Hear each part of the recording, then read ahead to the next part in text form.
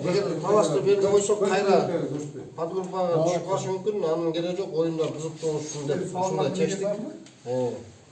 Кеп қойыңбек. Достар, азыр жеребе тартылат. Бул Федерациясы чечим менен макулдашып чечилген. Азыр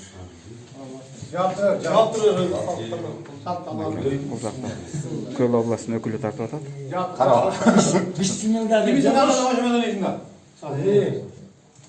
Çiğ menen go? Азыр Çiğ menen go? азыр көрөбүз канча экен. Aytattım. Çiğ mi? Konten menen oynayıp da Чүй менен о. сырды кетип да. Силер кошунда чүй. Макет достор. Чүй. Силер ана биринчи оюнга чыгасың. Birinci mi? Erten birinci. Дайындагыла. 11'e biz. Bitti. А группа болса да.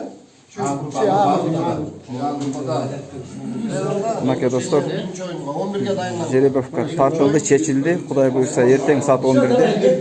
Биринчи Чүй жана Ысык Көл областары, андан кийин Талас жана Ош областары беттешет. 1 minutga жеткен жок кызычыбыз.